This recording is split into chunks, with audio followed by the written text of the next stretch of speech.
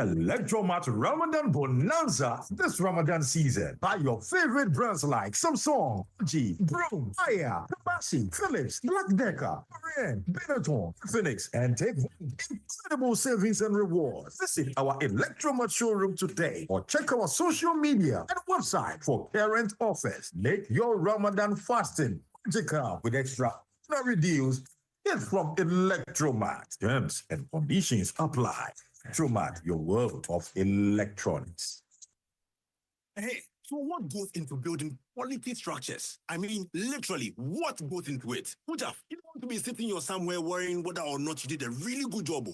Simple equation. If there's no diamond cement in the mix, massa, forget it. Don't start cry. Menye. Diamond cement has been providing builders, block makers, and construction companies that peace of mind for years. Diamond cement is 42.5 R grade cement. Unbeatable quality made right here in Ghana. And because we have your pocket in mind, we provide 32.5 R grade so that everybody gets your own. No long talk, Jack. If there's no diamond cement in the mix, don't start. Locate Diamond Cement Ghana Limited nationwide with factories in Aflao, Takrade, and Buipe, or call 0244-313-368 or 0540-111-978 or 0202-021-175. Diamond Cement, still as hard as a diamond. For free. Provident Insurance Bema Quentway on Dessa. If January equal March 2025. What the insurance one some shop Provident Insurance and sa. Some will renew and now we have for Penya Chadia P. Fuel coupons and Provident Sobenes Papa B. And you will tell you. One and WhatsApp assistant or buy and chat is here. 024-242-6396. So to out over to me so 15 branches. Have to appreciate Ghana and Mobia. Over to me soon brokers and agents in the Mobia this our future now be sending a Provident Insurance as some Ghana man some power Maconia Patti one bumbo massa special for you for call my sense check a cow. Provident, man, you're covered. Join the conversation on the City Breakfast Show on Facebook at facebook.com/City97.3, Twitter at twitter.com/City973, and Instagram at instagram.com/City973 with the hashtag CityCBS.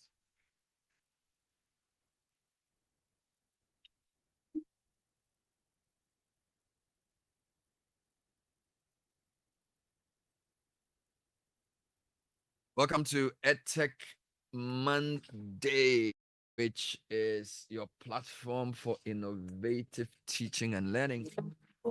Brought to you by the Mastercard Foundation in partnership with MEST. Of course, airs on 97.3 CDFM, as well as the MEST West Africa page. My name is Bernard Avile. I'm here with three fantastic ladies. And today we're talking about closing or bridging the gender gap in Edtech. Speaking to women who are leading innovation. We know what technology does with education, right? There's a massive gender gap. So today we're going to discuss what that gap is, how it manifests itself, and how we can bridge it together. So who do I have in the studio? I have three lovely ladies. I have Maud Chagley, who's an IT professional. Maud, good morning. Good morning, Bernard. How are you doing? Fine, thank you. It's good to have you. I have Ya Odeya Mweni, also known as Sarah. I thought you wouldn't mention my first name, but it's fine. So yeah, Thank you. Executive Director of STEM Inclusion Ghana. Yes. Yeah, good to have you. How are you? Thank you. I'm fine. Wonderful. And I have Joy. Hello. Harry Backshaw. Carry your name alone. A whole computer program. She's a software engineer, a developer, advocate, and community leader. Joy, welcome to the show. Thank you so much. Thank you for having me. So let's start off with more. Tell me your technology journey. IT professional, you've done it for 20 years. So basically, such a big deal. How did you enter technology? Give me a quick overview. Okay. Thank you, Bernard. It's been an interesting journey. I'll tell you that I didn't start from the beginning with the mind to enter technology at all. All right. Okay. When I finished sixth form, let me person. Yes, I'm a person. That alone tells us. Okay, wait, let me backtrack a bit. Well, O level, strangely enough, when I was selecting my subjects for O level, I did science, and then I added accounting, and then econs. Okay. So it's for some strange reason. That's always believed that it's a divine direction. Then But I didn't like chemistry. So when I finished Form 5, I didn't do well with the chemistry. So then in sixth form, I did accounting, econs, and then government. Okay. So I changed. When I finished, I didn't know what to do. I had no idea what to do. When we came out of school, I finished sixth form 92. Jesus.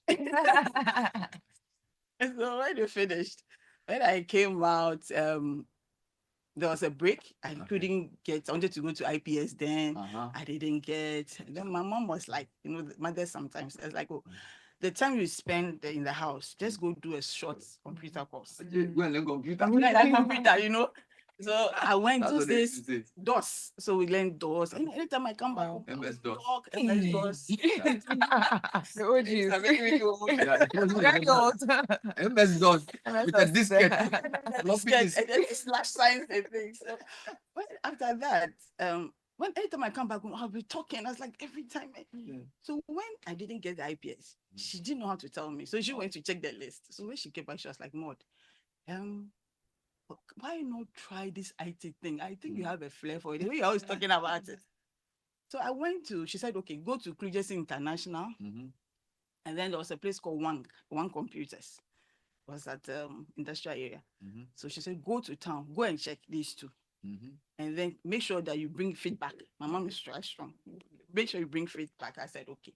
When I went to Kruger's International, I met a young man at the reception. He was like, no, you can't take IT as a profession. Oh, go back. And that's why he said that those times. Which year was this? Yeah, It was 94. See, now we're still facing the issues. They said you can't take that as a profession. So just go back, stay 1 year, rewrite whatever courses you have to write, and you go to the university.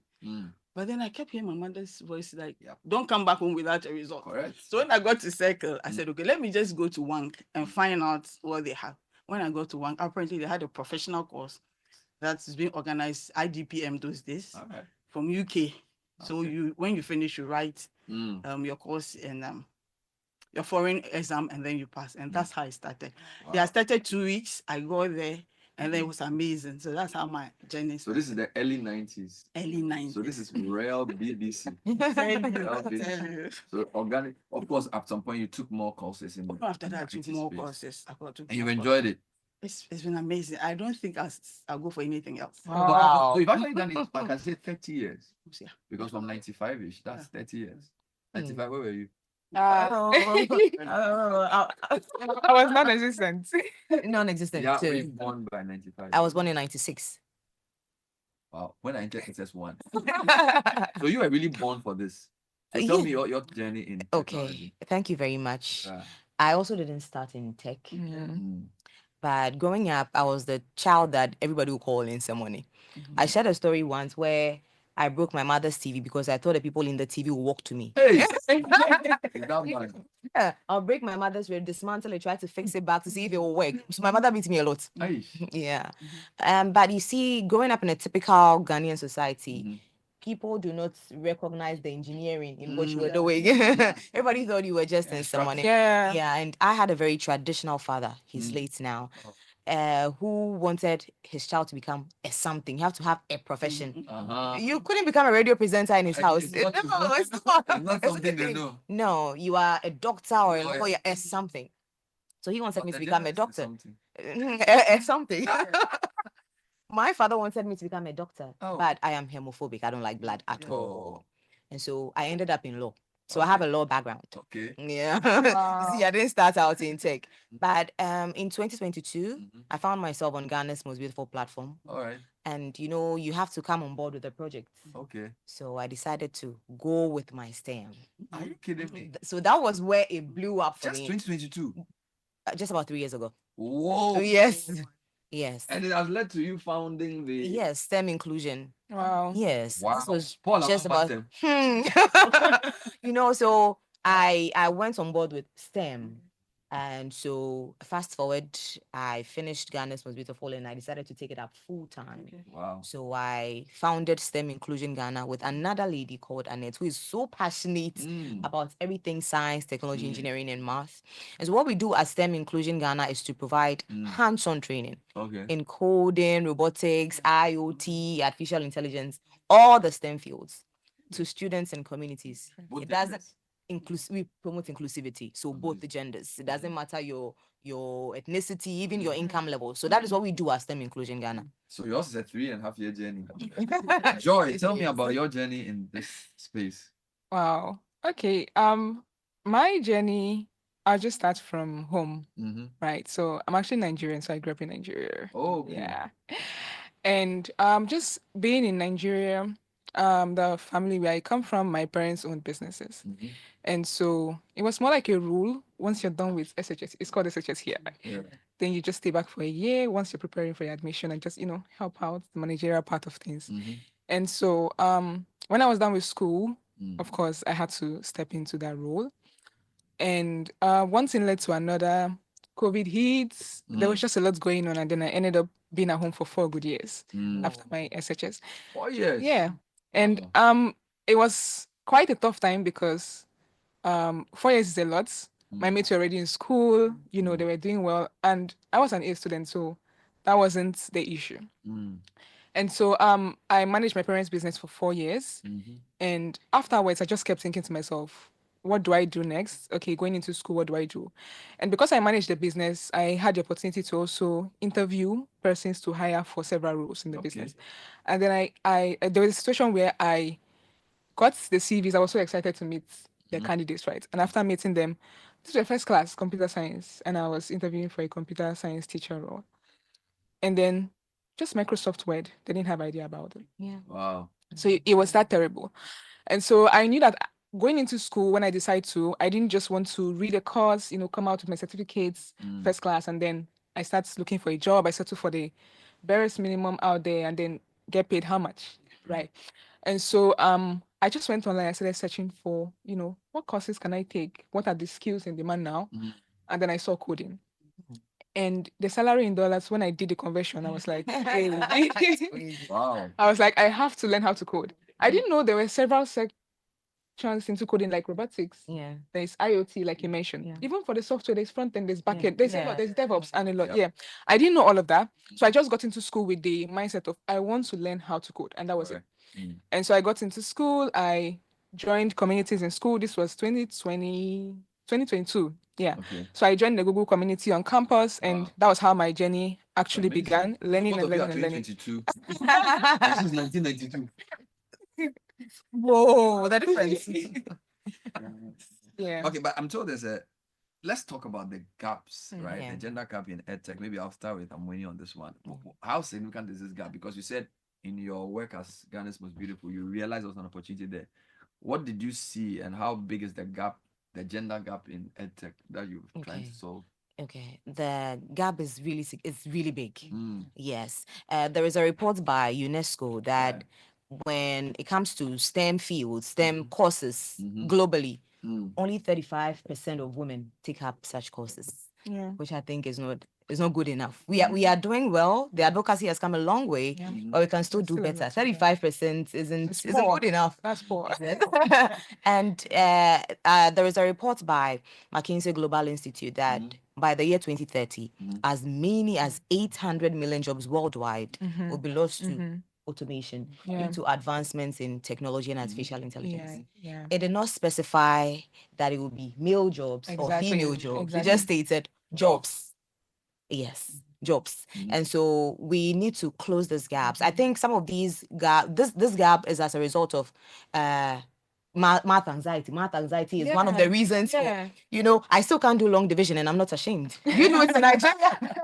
I still don't understand the concept of long division. I think it stems out of the fact that STEM education in our country or in our part of the world isn't practical. It's very abstract. So teacher needs to be given lashes. My dad tried all he could. He just gave up. We still draw the mosquito on the board and label it spot. In 2025, we have gender stereotype and then male-dominated cultures. Engineering is for the man. It's not for the woman. I blame our mothers sometimes. They go to town and buy us dolls as women and buy gadgets for our brothers at home. But a doll can also be dismembered. Okay, the science in that, but I mean, naturally, you won't But just then want to. it's shaping the mindset in a certain way. They buy dolls for us to play with or cooking utensils and buy gadgets for our brothers to play video games and all of that. And so it is essential that we close this gap. I also think one factor is few role models. Mhm. We need more women Yeah, it's to look up to in tech. We've come along, we've done well, but we still need more women to take up the space Mhm. in order for our young ones to follow. So I think it is necessary that we close Anything to add this from gap. both sides, more on why this gap exists and why it's so sad? Because I'm sure in the 90s when you entered, everyone must have been crazy. Yeah, it was crazy. It was crazy, but at the same time, it was something new. So a lot of women wanted to. Mhm. But then when you get into the space, then it was not too friendly. I was lucky to have the first company I worked for, Malice, the owner Mhm. was inclusive. He allowed anybody to do anything, but there were people who went to other organizations. They didn't allow them. So they went there and they felt that no, you can't do it. You know, anytime you step up and want to do something, they'll tell you that it's not for the woman. You know, it's not for, or they'll give you softer rules. But what he did was he'll push all of you into the workshop. Okay. You do the assembling together, Oh, wow. you carry the machines together, and that has really helped me.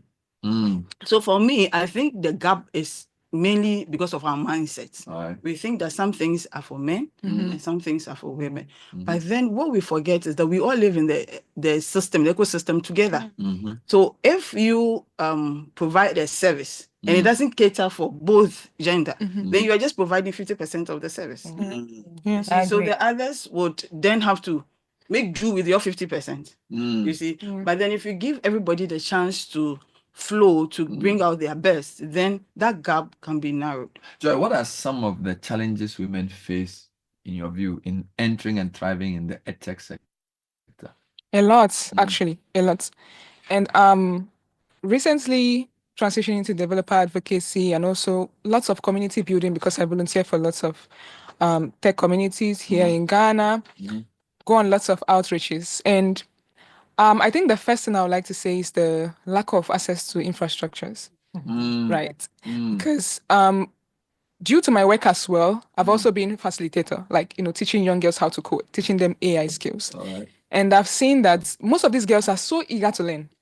They actually want to come on board. They're actually fascinated about what is going on in the space and they want to learn. But then how many of them actually have access to a smartphone or a laptop?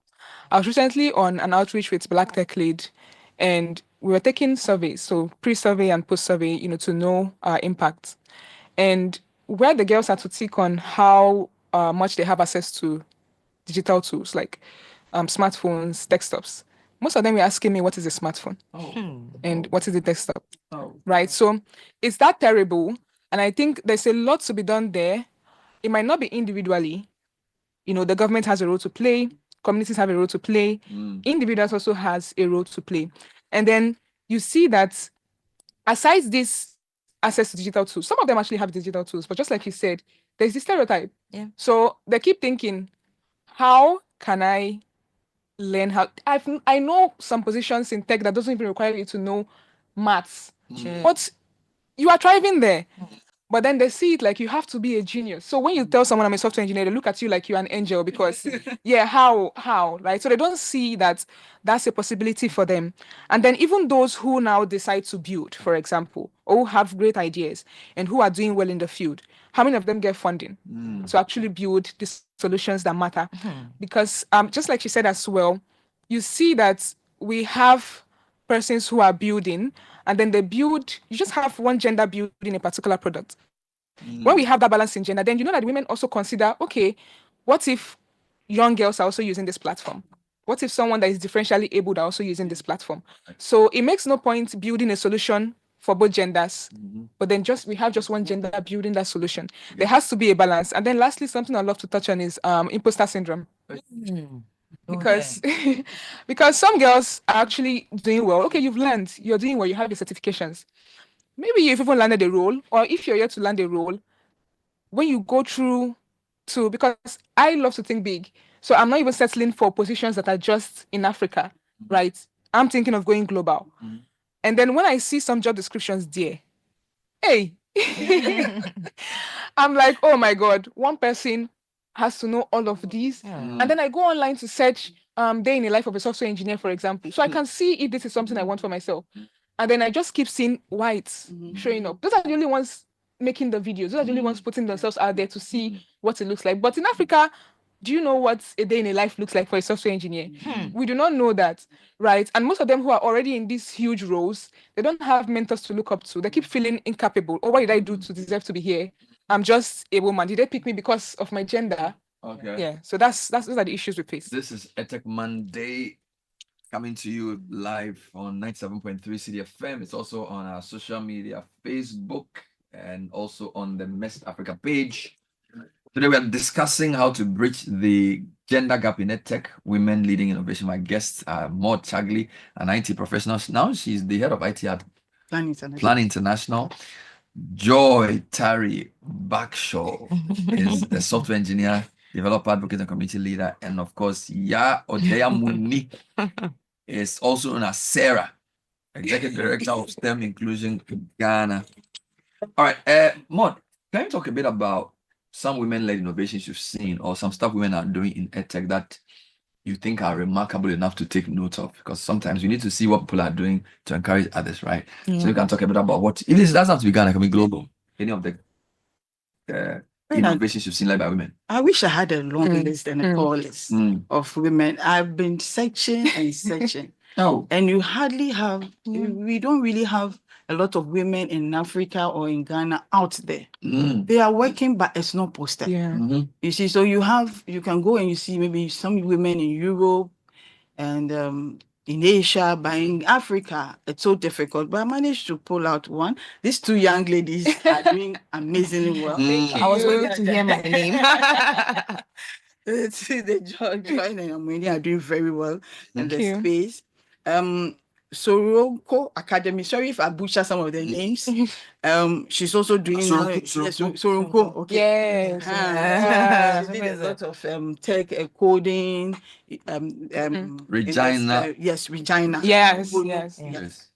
Then there's Constance. I don't know whether is it Swenica? You know, she started when the ground was very hard. Yeah. She brought people on board and then she trained them, giving them skills, both men and women. That's another one. Our vice chancellors, the two, they are doing you know, sometimes when you head such difficult or such prestigious institution, the biases are so many that you have to always be careful how you step. And they are making a lot of inroads. Then there's Tenny Agana. Yes, she's in the north, upper west, upper east, sorry. Low Zile initiative. She's training young women in skills, skills acquisition. So that's one thing she's doing also well. And all these people are trying on their own. And there's AJ, what's the name? Science and Tech, with girls in science and tech. Yes.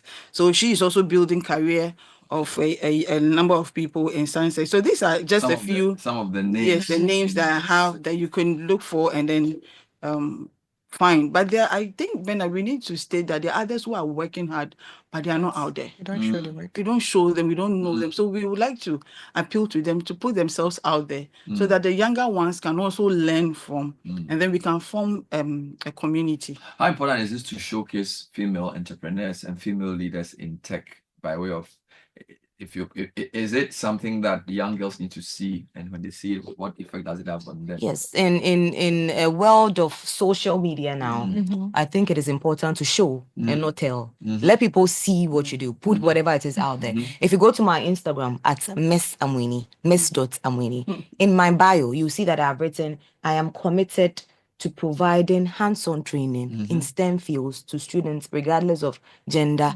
ethnicity, and even income levels. So let us show. People fall in love, especially young people, our Gen Zs and alpha babies. They fall in love with what they see. So if we let them see it, if it excites them, it will ignite their passion in these fields. We know that lack of access to digital tools and skills affects women in EdTech. What I want you to tell me is what kind of initiatives we need to address this. Okay. You will agree with me that since COVID, the labor market has taken a tumultuous turn. We've adopted, a lot of organizations have adopted the hybrid system as their modus operandi. And so this is what I like to call the fluorescence of artificial intelligence. Okay. And I mentioned earlier that in some time to come, jobs will be lost. Yeah. Okay. This is where we need to think about future jobs. The jobs that will be lost, I don't think they include high skill jobs like STEM and health fields. Customer service, I agree. Production workers, I agree. Office staff, I agree. We can lose all those jobs to AI. But high skills, like STEM skills, like health skills, we are not going to lose them.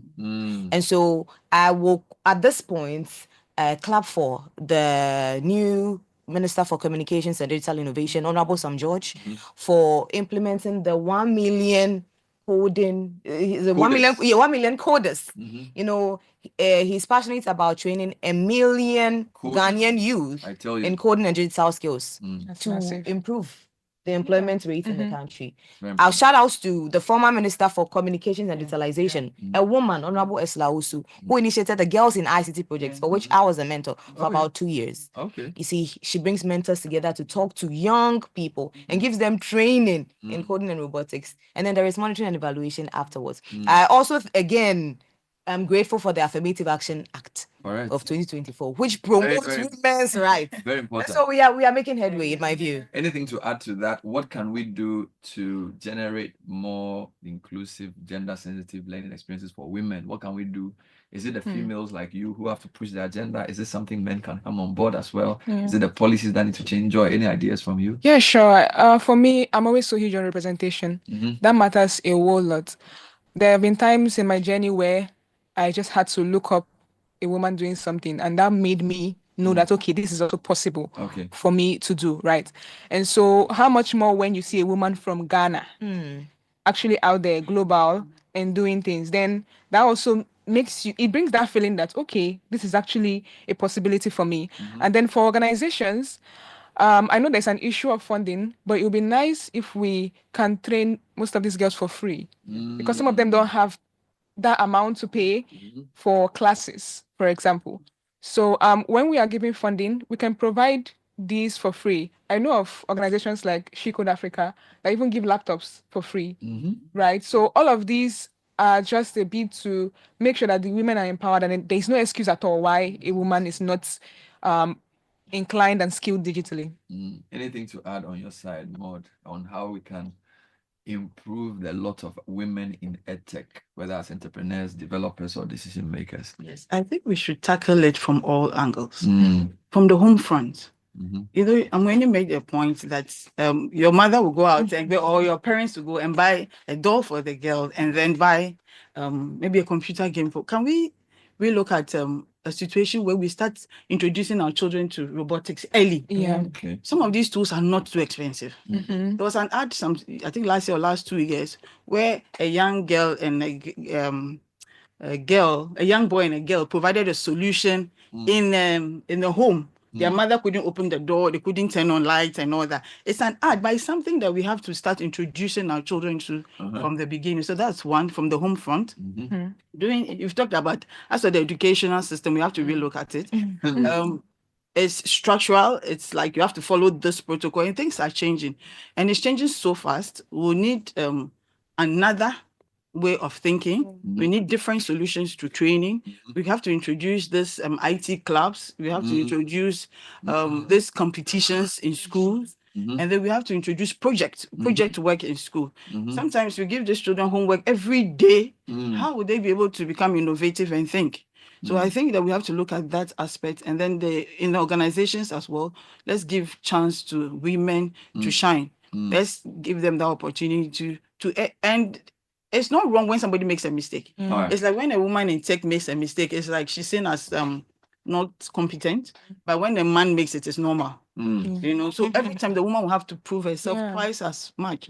So it's something that I think we have to. Let's talk about mentorship programs and networking opportunities. I know you have been involved in mentoring. Yes. Tell me how it's changing the story. How is it affecting young girls when you put them in those programs? How does it work? When you say you are mentoring somebody in tech, what does it involve?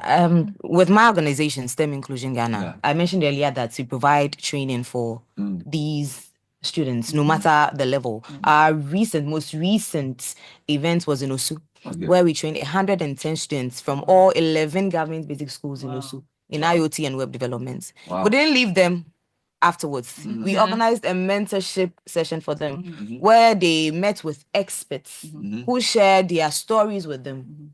And it has inspired them. I have students who saw me and said, okay, I want to become a computer scientist. I want to do this, I want to do it. And I have students who actually went ahead to read some of these courses at the university. So I think mentorship is very important. Are you involved in any mentorship yourself? Yeah, definitely. Last year alone, I mentored over 60 young girls Okay. in STEM. All right. And for me, that means a lot because this year I'm also doing more. Just because of the change in mindset I've seen. So the girls learn the skills, and that's okay. They have the certifications. But then it's almost like you've given them the key to a door, but you've not told them how to open it, or you've not even showed them the door. So it can be in different ways. There can be technical mentorship. I'm helping them out with areas they are weak in their skills. But then I would like to point out the mentorship that has to do with soft skills and building their confidence, because that matters a lot. How can they communicate better? How can they feel free to ask questions? How can they even have access to these opportunities, for example? And I think those things are really huge. Last year alone, most of my mentees went on to gain roles.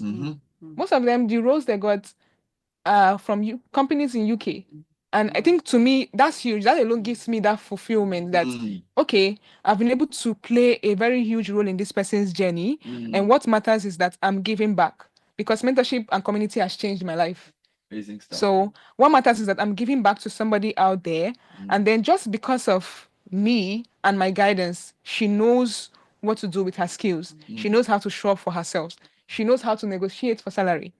She knows her worth. So when she's even going into those workspaces, she knows that she's there because she's competent and that she has something to also bring to the table. More, anything to share on mentoring? Because of your role, you've been in this for long. Yes. I think your organization itself deals in development. Yes, we do. But I don't think you do it in the IT space. It's more, I think, It's more health and development, yes. stuff. But So I've done a few in Girls in ICT Day. We've organized a few. I personally haven't been too good on that front because I've been at the in the office most of the time. But I think it's a key area that we have to look at. When programs, there's a program they are running, the She Leads program.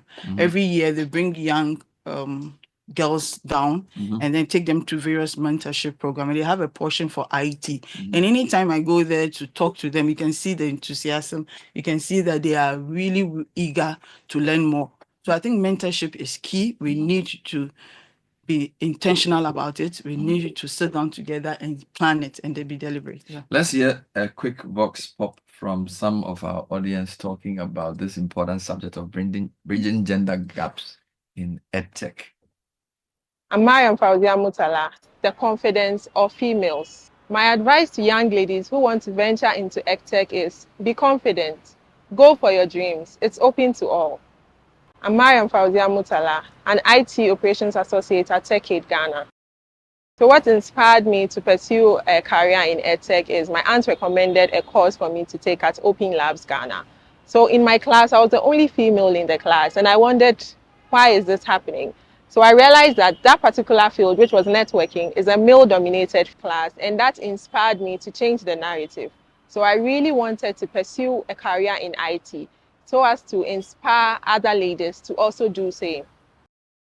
We can encourage more women into EdTech by creating an enabling environment, such as creating policies like the Affirmative Action Bill. The gender gap in STEM education is improving because there's increased participation of females in science-related courses. Now, more females are enrolling in STEM courses, and that is quite an improvement. Mentorship and networking plays a key role in increasing representation in the EdTech industry because it provides support and also boosts the confidence of females. My advice to young ladies who want to venture into EdTech is be confident. Go for your dreams. It's open to all. My name is Maud Chagli. I am the head of IT for Plan International Ghana. Anything that is seen as male-dominated, when you are in it, there's that self-doubt first, and then you see that people don't really trust you. So what I do is I conscientize myself that I'm also a human being. So when I get into that space, whatever I have, I also offer. So more than half of the world's population is made up of women. So we have a bigger responsibility. We have to tackle the issues that are related to women. If you are not in the tech space, who do you expect to step up to the role and address your issues? So I rather encourage women to go in there, look at the issues that pertain to us. What can we do? How can we use technology to address these issues? We need tools or resources or policies that will help women to upskill, to have access to further learning, and then also create room for them to balance work, life, technology, and everything. So that sometimes it won't be like the woman is leaving everything behind just to pursue technology. My advice to young women who want to venture into EdTech is that they shouldn't be afraid. There's nothing to fear.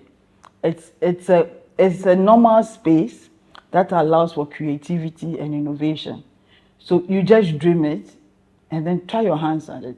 No matter the area in which you are working, you can always add some technology to it to improve the skills that you already have. A gap in EdTech, women leading innovation with more Chagli, Joy, Tari, Bakshaw, and she says I shouldn't call her Sarah. We have some good stories there. I think the question of support is important. Networking and support, working together. Okay, let me ask you guys a question. Do you guys know of each other before we came for this interview? No. Oh, that's bad. No. Because you are a bit famous for some of the things you do. I've heard your name before, never heard of you. So, and the communities where you people get to interact, because there aren't that many women in this space. And if there are 3 leading women in tech and they don't know each other, that's a problem, isn't it? Yeah. I think we should thank CTFM for bringing us together. Actually, we met this morning and then we just connected. Because we do the same things. And so, yes, I think community is really important. But there are 1,001 tech communities that women can join. Are you part of any community? Yes, ALX, a lot.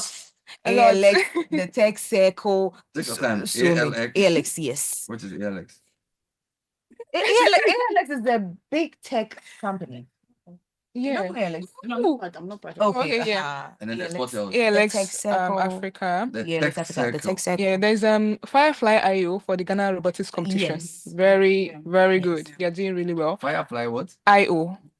Hey. There's She Code Africa. Yeah. There is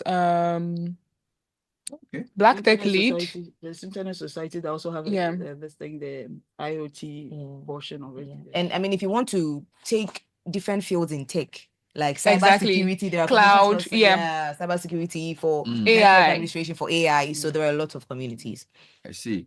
So ALX, the tech circle, Firefly IO, Black Tech Lead, etc. All right.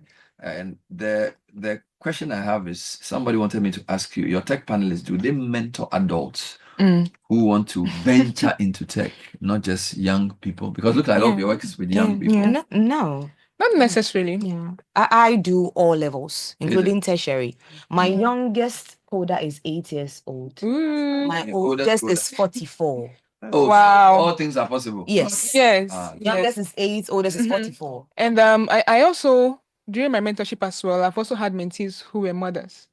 So I'll recently be a mentor as well for the Coding Mom. You can check out that community. That's a community just for moms. And my God, they are doing amazing. And, considering the demands you have from family, being a mother, work, they make sure that you learn in a very conducive environment. The courses are shaped to a way that you are also able to learn comfortably and not struggle, especially as a mother. And they are running mentorship programs. So just to add up, I mean, because we also promote inclusivity, we also work with disabled people. So we've been to the School for the Blind, provided training for them. And it was quite a challenge, but I'm glad we're able to develop the tools for the training. What areas do you think policymakers should focus on to make it easier for women in tech? Is it the financing? Is it the working hours? Is it, because you mentioned about mothers? Well, just your thoughts on that. Maybe I'll let you think about it whilst I read a couple of comments. Good morning. I'm Abugra Nyoriga. Through Wikipedia, women like Stella Agbele, Joy Ejepong, Ruby Dankwa, among others, are doing well in the STEM space. Also, we can tell the stories of women in STEM through Wikipedia. They should simply avail themselves and we'll take it from there. There's a project where we highlight the works of women in Africa. They can reshare their Instagram handles and I'll personally reach out to them. I know Abugre and Yoriga is right. So you may want to mention your IG handle so that he will reach out to you and then help you to tell your story in a way that can inspire people beyond Ghana as well. I'll let you do that before we go. Hello, Bernard. Tell the lady I'm ready to teach her long division. I don't think I need it right now. I'm Edwin Dadzi Abuchi. Bernard, I congratulate the ladies in the studio. How can I get in touch with them? I think you should mention your social media handles. I'll start with you, Joy. What's your social media? I'm best reachable on LinkedIn. That's like my favorite application. LinkedIn to me is like TikTok. Okay. So yeah, on LinkedIn you can reach out to me via my name, Joy Tari Bagshaw. You mention your name like like your name is correct. Joy Tari Bagshaw. Yes, and Joy as in Joy. Yes, Tari is Tari. Yeah. With a hyphen. Yes, please. Bagshaw is like bag. And then short. And then short. I see. Yeah, and on Instagram I'm just Tari Bagshaw Joy. No spaces in between. Yeah. Tari Bagshaw Joy on IG. And you're also on LinkedIn. Amweni. Yes. All social media platforms is Miss Amweni. On Instagram is Miss.Amweni. The rest Amweni is AMOANI, yes. And then STEM Inc. GH. STEM Inc. STEM INC GH on. But if you want more information, you can go to our website. Of course, STEM is for STEM inclusion. Yes, STEMincgh.com. I see. Or info@stemincgh.com. And then Mod? It's mostly on LinkedIn, Mod Shagli.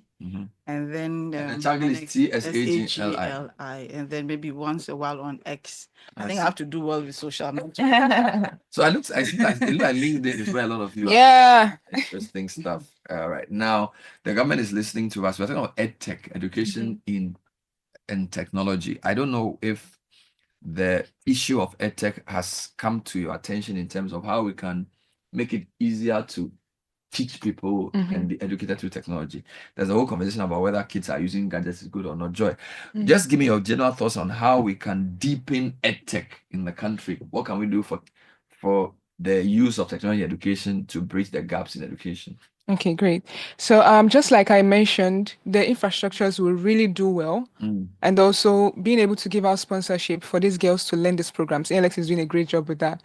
For free. And most of these programs, I know of Blossom Academy, they even support you with a laptop, right? During your learning process, give you access to mentorship and all of that. I think that's really, really interesting. And then secondly, I would just love to say, we know that our curriculum is not in sync with the future of work now. And that's by the side. There's a lot going on, right, in the space. And you can see that AI is even changing everything. Almost every platform I go on to learn now has an AI assistant somewhere to assist me. And it can be a lot to take in, especially for persons who do not have prior experiences. So I'll just say building courses, when you're building courses, have the learners in mind, like your end users, have them in mind. What's the best way they can learn? What's the best way they can require assistance? So it's almost like when we were in secondary school, for example, we are stuck with an assignment. We have to wait till Monday to get to school. But now you have access to AI to ask your question. And in the topic of AI as well, I think we can also push for responsible AI. Even if we're using AI, how do we use it in a good way and not in a bad way?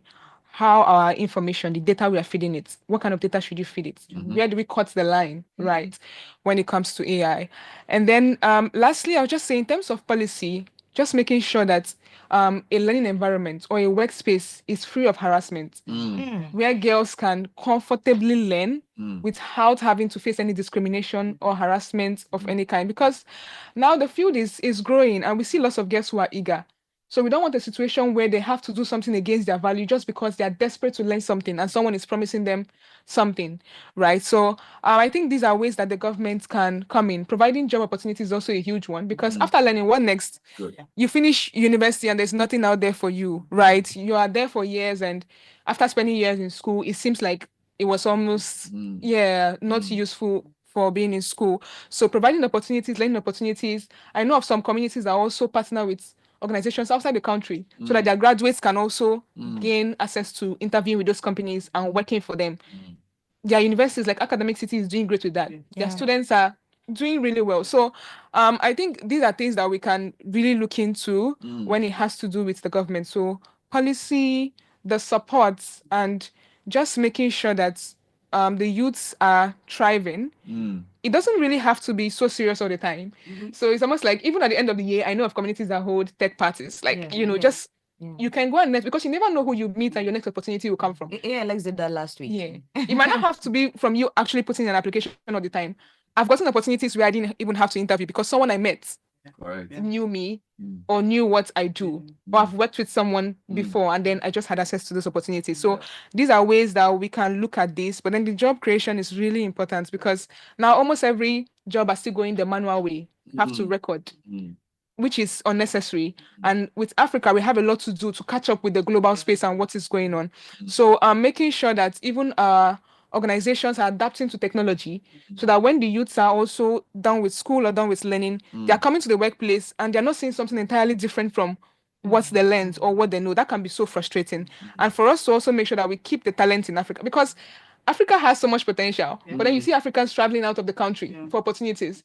And you can't blame them too because better opportunities are out there, better pay, better work-life balance, better culture.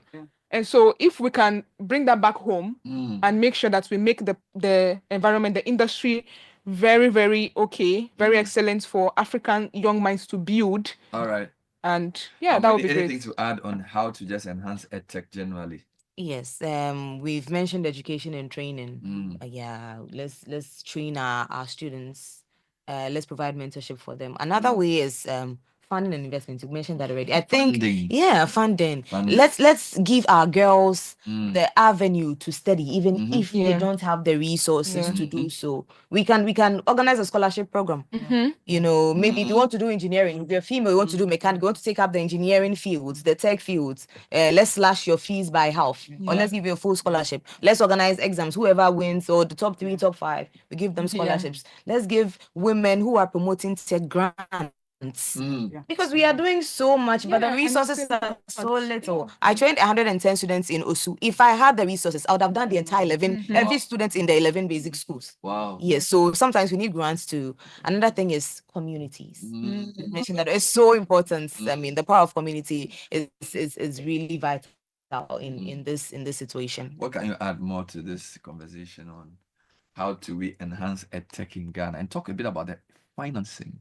Because and this is not just wrong, because I'm told women-led startups often struggle to secure funding, and that investors and policymakers need to step up. What are your thoughts on how we can improve the financing and funding? Okay, so Bernard, we first have to look at this whole thing as a survival issue, because either we change the way we work as Africans, or the rest of the world will dictate to us.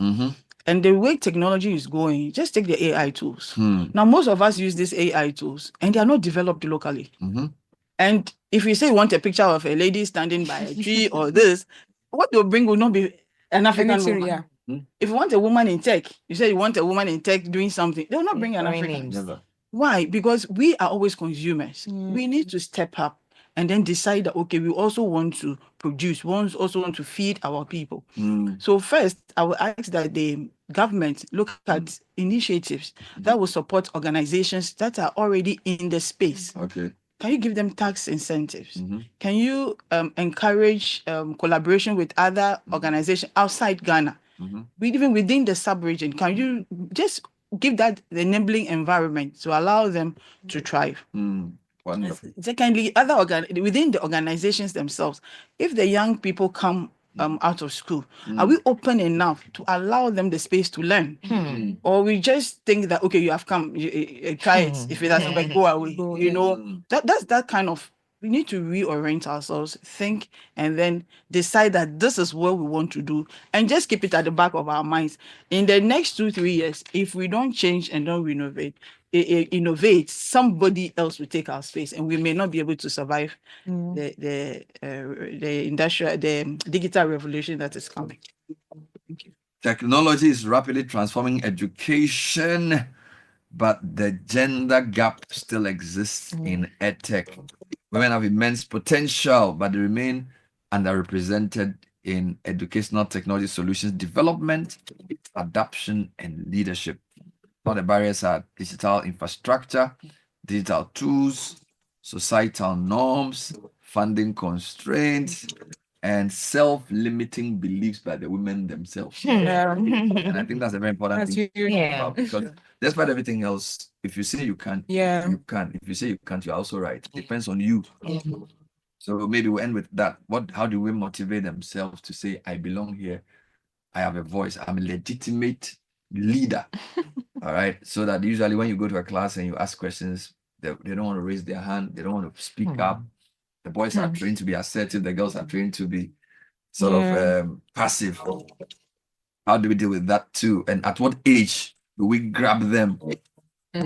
She says she starts at 8. 8 is even old. It's old. From birth. 5. 5. Because I believe in the formative years of the child.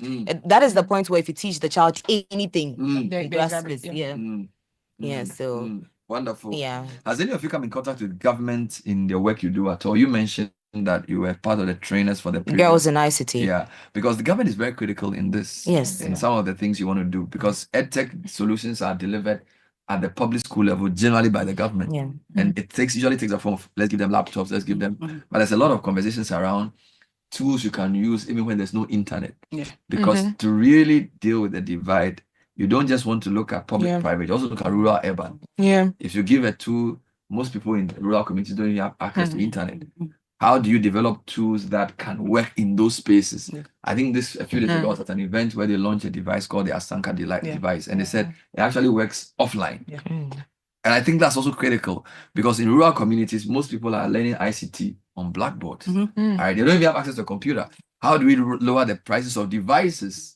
Or how to make devices available so people can use in their studies, not just to learn ICT, but to do normal assignments. These are some of the conversations we should be having. So maybe you guys can come together and start advocating too, because the advocacy part of your work is as critical as the direct intervention. But I agree because you see, at the end of the day, in our basic schools, everybody writes a standard ICT paper in the BC. No matter where you come from, whether you're from the village or you're from the city in Accra, you write a standard ICT paper, but our students do not have the same tools.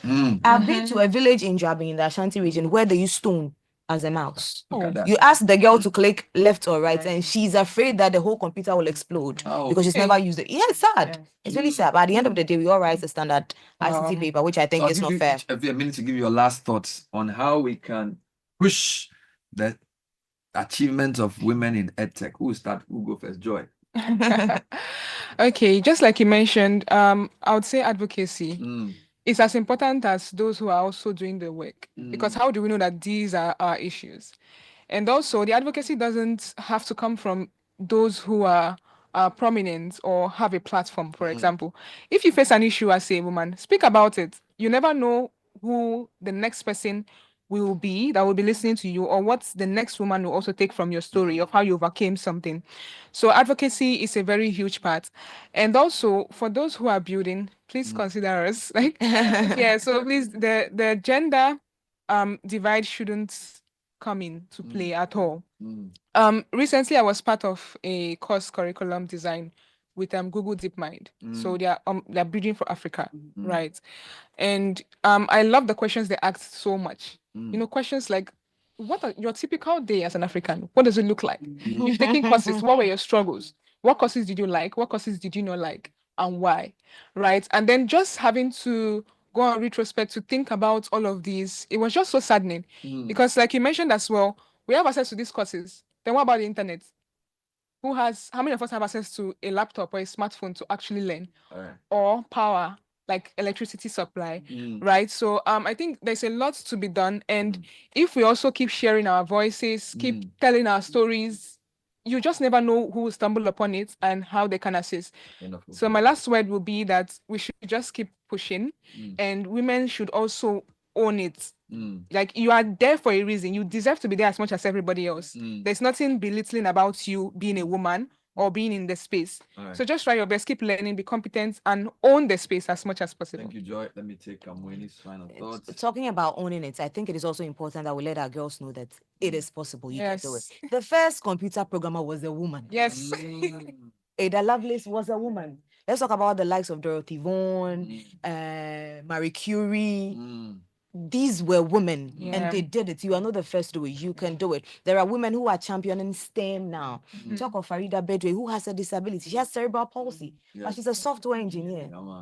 Ivy Bali, Telecel CEO, Patricia Obonai, Roy Cables, Case Cote Papa Fio. These are women who are championing STEM, so you can do it. Again, STEM Inclusion Ghana is open to partnerships. Please slide into our DMs. You're ready to receive you. Thank you. Last word to Maud. Okay, so I'll say that a lot is going on, but it's just we're not showcasing ourselves.